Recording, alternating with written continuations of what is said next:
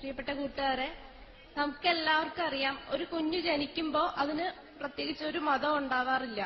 പിന്നെ സ്വാഭാവികമായിട്ട് അതിന്റെ മാതാപിതാക്കളുടെ മതം ആയി മാറും ആ കുട്ടിയുടെ മതവും. അല്ലേ അല്ലേ അപ്പോ നമുക്ക് അറിയാം, സ്വന്തമായിട്ട് മതം തിരഞ്ഞെടുക്കാനുള്ള ഒരു ചോയ്സ് കുട്ടിക്ക് കിട്ടിയിട്ടില്ല. പക്ഷെ വളർന്നു വന്നതിന് ശേഷം ചില മനുഷ്യര് പല പല കാരണങ്ങൾ കൊണ്ട് പ്രത്യേകിച്ച് അവർക്ക് താല്പര്യമുള്ള ഒരു മതത്തിലേക്ക് പോവാനോ അങ്ങനെയുള്ള തീരുമാനങ്ങൾ എടുക്കാൻ തയ്യാറാവുന്നുണ്ട്. അത്തരം ഒരു തീരുമാനമെടുക്കുന്ന വളരെ ചുരുക്കം ചില പേരിൽ ഒരാളാണ് ഞാനും. ഞാനൊരു ക്രിസ്ത്യൻ കത്തോലിക്ക കുടുംബത്തിൽ ജനിച്ച കുട്ടിയാണ്. എന്റെ മാതാപിതാക്കള് ഞായറാഴ്ച പള്ളിയിൽ പോകണം എന്നതാണ് തിരുസഭയുടെ കൽപ്പനയെങ്കിലും എന്നും പള്ളിയിൽ പോകുന്ന ഒരു ശീലത്തിൽ വളർത്തിക്കൊണ്ടുവന്ന മക്കളാണ് ഞങ്ങള്. ചെറുപ്പം മുതലേ ക്രിസ്ത്യൻ, കത്തോലിക്ക സ്റ്റുഡൻസ് ലീഗ്, പിന്നെ യൂത്ത് മൂവ്മെന്റ്, ബൈബിൾ ക്വിസ്, ഇതിനൊക്കെ പങ്കെടുത്ത് അങ്ങനെ ശീലിച്ച് വളർന്നു വന്ന ഞാനാണ്. അപ്പോ ഞാൻ പഠിച്ചുകൊണ്ടിരിക്കുന്ന സമയത്ത് നമുക്കെല്ലാവർക്കും അറിയായിരിക്കും, ഡാവിൻസി കോഡ് എന്നൊരു ബുക്ക് വളരെയേറെ ചർച്ച ചെയ്യപ്പെട്ടൊരു ബുക്കാണ്, ഡാൻ ബ്രൗണിന്റെ.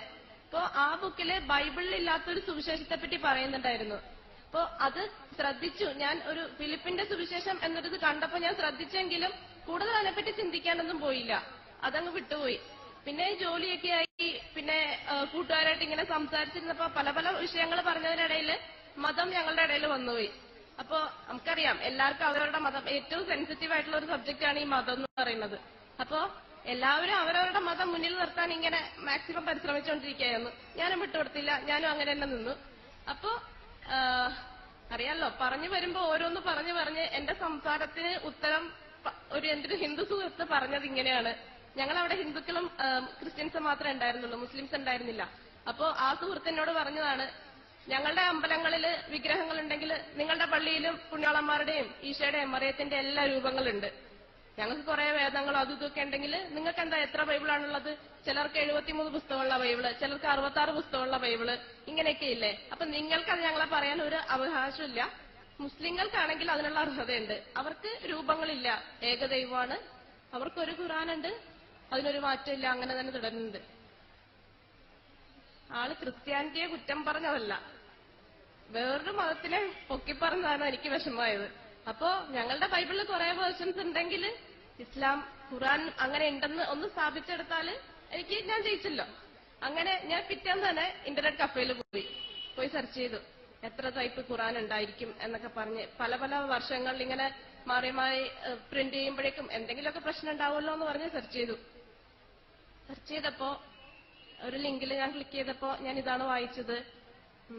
ജർമ്മനിയിലെ ഒരു മുനിച്ച് സർവകലാശാലയില് ഖുറാന്റെ കെട്ടാവുന്നതിൽ ഏറ്റവും പുരാതനമായ കോപ്പികൾ മുതൽ ലേറ്റസ്റ്റ് ആയിട്ടുള്ള വരെയുള്ള 42,000 കോപ്പികള് 50 വർഷം റിസർച്ച് ചെയ്തു. പക്ഷെ ഉത്തരം നമ്മൾ ഇന്ന് കിട്ടുന്ന ഉത്തരം തന്നെ, മാറ്റമില്ല, ഒരു ഖുറാനേ ഉള്ളൂ. എനിക്കത് അത്ഭുതമായിരുന്നു. ഞാൻ അപ്പൊ തന്നെ അടുത്ത് ഒരു മലയാളം ഖുറാൻ സെർച്ച് ചെയ്തു, കിട്ടി, ഡൗൺലോഡ് ചെയ്തു, പിറ്റേന്ന് തന്നെ വായിച്ചു തുടങ്ങി. എന്തായാലും ഖുറാൻ ഞാൻ വായിച്ചു തീർത്തു. പക്ഷെ ഇസ്ലാമിലേക്ക് വരണമെന്നല്ല, ഖുറാൻ അത്രയും ഒരു താല്പര്യത്തോടെ അല്ല, ജസ്റ്റ് ഒന്ന് വായിക്കണം എന്ന അറിവിന് വേണ്ടി ഞാൻ വായിച്ചതാണ്. പിന്നെ അങ്ങനെ ഇന്നപ്പോ ഈ സാമ്പത്തിക മാന്ദ്യം നിങ്ങളെല്ലാം കേട്ടിട്ടുണ്ടാവില്ലോ. ഞാൻ അതിന്റെ ഒരു ഇരയാണ്. സാമ്പത്തിക മാന്ദ്യം വന്നപ്പോ എന്റെ ജോലിയും പോയി. അപ്പോ വീട്ടിലിരുന്ന് ഇനി അടുത്തൊരു ജോലിക്ക് വേണ്ടി വീണ്ടും സെർച്ചിങ്ങും ഒക്കെ ആയിട്ട് ഇങ്ങനെ തുടർന്നപ്പോ ഒരു സൈറ്റ് ലോഡ് ചെയ്യാൻ വരുന്ന ആ ടൈമിനിടയിൽ പെട്ടെന്ന് ഈ പണ്ട് വായിച്ച ഡാൻ ബ്രൗണിന്റെ ആ ബൈബിളിലില്ലാത്ത സുവിശേഷത്തിന്റെ കാര്യം ഓർമ്മ വന്നു. പിന്നെ വെറുതെ അതൊന്ന് സെർച്ച് ചെയ്തപ്പോ മനസ്സിലായി, ബൈബിളിലില്ലാത്ത ആ ഒരു പുസ്തകം മാത്രമല്ല, 600-ൽ പരം പുസ്തകങ്ങൾ കിട്ടിയിട്ടുള്ളതിൽ ആകെ 73-ഓ 66-ഓ മാത്രമേ ബൈബിളിലുള്ളൂ. അപ്പൊ പിന്നെ ബാക്കിയൊക്കെ എവിടെ പോയി എന്ന് നോക്കാൻ തോന്നി. പിന്നെ അങ്ങനെ നോക്കിയപ്പോ വേറെ കുറെ സുവിശേഷങ്ങൾ ഉണ്ടെന്ന് കണ്ടു. അപ്പൊ പിന്നെ അതൊക്കെ എന്തുകൊണ്ടാണ് നമ്മുടെ ബൈബിളിൽ ഇല്ലാത്തതെന്ന് തോന്നി. അപ്പോ ആരാണ് ഈ ബൈബിളിൽ ഇത്രയും സാധനങ്ങൾ എടുത്തു വെച്ചതെന്ന് നോക്കാൻ തോന്നി. അങ്ങനെ സംശയങ്ങൾ ഇങ്ങനെ കൂടിക്കൂടി വന്ന്, ബൈബിൾ എങ്ങനെ ഉണ്ടായി, എന്നുണ്ടായി, ആരെഴുതി, പലരെഴുതിയതാണെങ്കിൽ എങ്ങനെ ഒരുമിച്ചായി, ആരാണ് ഈ ഒരുമിച്ചാക്കേണ്ട പുസ്തകങ്ങൾ, ഇതൊക്കെയാണ് വേണ്ടത് തെരഞ്ഞെടുത്തത്.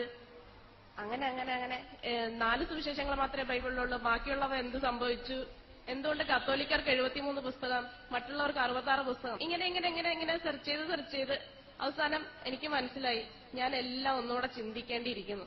ഞാൻ ആരാധിക്കുന്ന ദൈവം ഏതാണ്, എന്തുകൊണ്ടാണ് ഞാൻ ഞായറാഴ്ച പള്ളിയിൽ പോയി ഇത്തരം ഒരു ശുശ്രൂഷയിൽ പങ്കെടുക്കുന്നത്, എന്തിന് ഞാൻ രൂപങ്ങളോട് പ്രാർത്ഥിക്കുന്നു, ദൈവം ത്രിത്വേകാണോ, അങ്ങനെ കുറെ സംശയങ്ങളുണ്ടായി. അവസാനം എനിക്ക് മനസ്സിലായി ഇതൊക്കെ മനുഷ്യരുണ്ടാക്കിയ കാര്യങ്ങളാണ്. ഞാൻ ഈ കൊണ്ടു നടക്കുന്ന ആചാരങ്ങളും ആരാധനാ രീതികളും എല്ലാം സഭ ഉണ്ടാക്കിയതാണ്. ഓരോ കൗൺസിൽ കൂടുമ്പോഴും ആദ്യത്തെ കൗൺസിലില് യേശുവിന് ദൈവത്വം നൽകി, രണ്ടാമത്തെ കൗൺസിലില് പരിശുദ്ധാത്മാവിന് ദൈവത്വം നൽകി, പിന്നെ മറിയം ദൈവത്തിന്റെ മാതാവാണെന്ന് പറഞ്ഞു, പിന്നെ പാപങ്ങൾ പൊറുക്കാൻ സഭയ്ക്ക് അധികാരമുണ്ടെന്ന് പറഞ്ഞു. അങ്ങനെ ഇന്ന് ഞാൻ കാണുന്നത് സഭയുടെ ഒരു പഠിപ്പിക്കൽ മാത്രമാണ്. അതിന് ബൈബിളിന്റെ യാതൊരു അടിസ്ഥാനം ഇല്ല. ബൈബിള് തന്നെ ഇപ്പൊ ഉള്ളത് എത്രത്തോളം സത്യമാണെന്നത് സംശയമായി. ഒന്നല്ലാത്തൊരവസ്ഥയിൽ ഞാൻ നിന്നു. അപ്പോ ഒന്നുകൂടെ ഖുർആൻ വായിച്ചു നോക്കാൻ തോന്നി. അപ്പോ എനിക്കറിയാം യഹൂദമതം അറിയാം, ഏകദൈവ വിശ്വാസമാണ്. എനിക്കിഷ്ടമുള്ള മതമായിരുന്നു യഹൂദമതം. കാരണം യേശു യഹൂദനായിരുന്നു, അങ്ങനെയാണ് ജീവിച്ചു വന്നത്. അപ്പൊ യഹൂദമതം എനിക്കിഷ്ടായിരുന്നു. പക്ഷെ യേശുവിനെ അംഗീകരിക്കാത്ത യഹൂദമതം അത് എത്രത്തോളം കറക്റ്റ് ആണെന്ന് ഡൗട്ട് അടിച്ചു. പിന്നെ ക്രിസ്ത്യാനിറ്റിയിൽ തന്നെ ഉള്ള ഒരു യഹോവ സാക്ഷികളുണ്ട്. അവർക്കും ഏകദൈവമാണ്, യേശു ദൈവമല്ല, പക്ഷെ ദൈവത്തിന്റെ മകനാണ്. ആ കോൺസെപ്റ്റ് എനിക്ക് അത്രയ്ക്ക് അങ്ങ് ബോധിച്ചില്ല. ദൈവത്തിനൊരു മകൻ, അതെങ്ങനെ? അപ്പോഴാണ് വീണ്ടും ഖുർആൻ ഒന്നുകൂടെ വായിച്ചു നോക്കാം. ഇത്തവണ ഞാൻ ഖുർആൻ ശരിക്കും അറിയാൻ വേണ്ടി ദൈവത്തെ അന്വേഷിച്ചുകൊണ്ട് തന്നെ അതിലെന്താ പറയണതെന്ന് ഒരു എന്താ പറയാ, അറിയില്ല പറയാൻ, അങ്ങനെ ഒരു ഫീലിങ്ങോടുകൂടിയാണ് വായിച്ചു തുടങ്ങിയത്.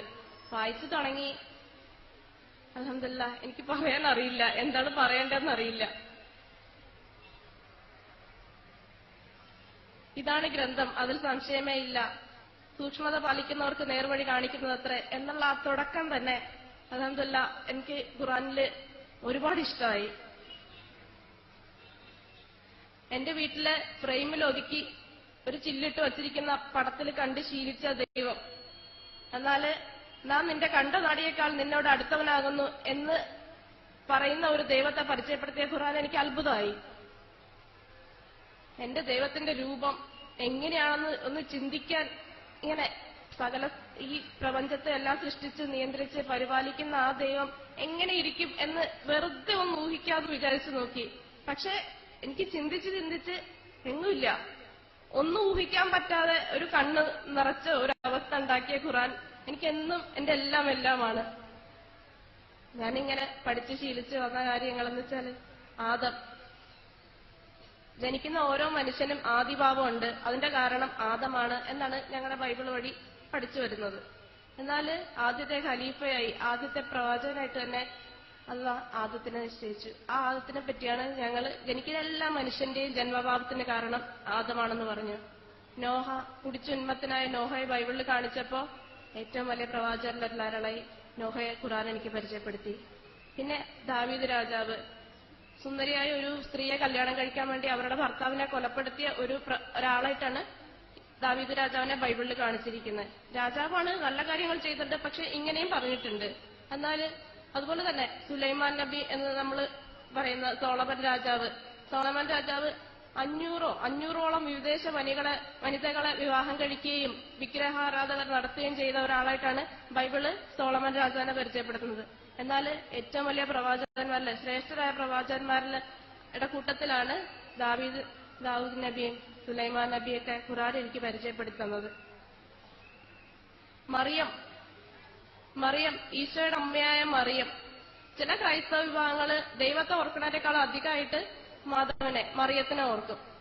ചില ക്രൈസ്തവ വിഭാഗങ്ങള് മറിയം മുട്ടത്തോടാണ്. വേറെ ചിലർക്ക് മറിയത്തിന് വേറെ കന്യകയല്ല, വേറെ മക്കളുണ്ടെന്ന് സ്ഥാപിക്കാൻ നോക്കുന്നു. യഹൂദരാകട്ടെ മറിയം വളരെ മോശമായ ഒരു സ്ത്രീയാണെന്ന് പറയുന്നു.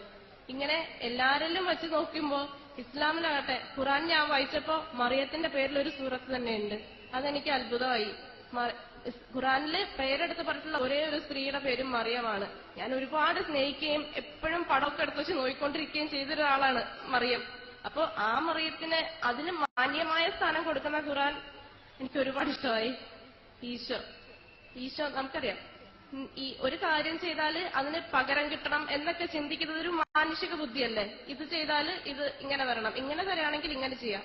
പക്ഷെ ഈശോയുടെ കാര്യം ബൈബിളിൽ പറയുന്നത് ജനങ്ങളുടെ പാപത്തിന് പരിഹാര ബലിയായി ഈശോ മരിച്ചു എന്നതാണ്. അപ്പോ ഈ പാപങ്ങൾക്ക് മോചനം നൽകണമെങ്കിൽ ഒരാൾ ബലിയായി കിട്ടണം എന്ന് ദൈവം ചിന്തിക്കോ? അങ്ങനെ ദൈവത്തിനൊരു മാനുഷിക ഒരു സ്വഭാവം അടിച്ചേൽപ്പിക്കണ പോലെ എനിക്ക് തോന്നി. അതുപോലെ തന്നെ എന്നാലും ഖുറാനിലാണെങ്കിൽ തൊട്ടില്ല കിടന്നു മുതലേ അത്ഭുതങ്ങൾ പ്രവർത്തിക്കുന്ന യേശുവിനെയാണ് ഖുറാനിൽ ഞാൻ കണ്ടത്. എനിക്ക് അത് ഒരു അത്ഭുതമായിട്ട് തന്നെ തോന്നി. കാരണം വേണമെങ്കിൽ ബൈബിളിൽ അങ്ങനെയൊക്കെ എഴുതാം, പക്ഷെ ബൈബിളിനേക്കാളും കൂടുതലായിട്ടും മാന്യമായ സ്ഥാനവും ഞാൻ ഇഷ്ടപ്പെട്ടിരുന്ന എല്ലാ പ്രവാചകന്മാർക്കും കൊടുക്കുന്ന ഖുറാൻ അൽഹംദുലില്ലാഹ് എനിക്ക് വളരെ വളരെ അത്ഭുതവും ഇഷ്ടവും ഒക്കെ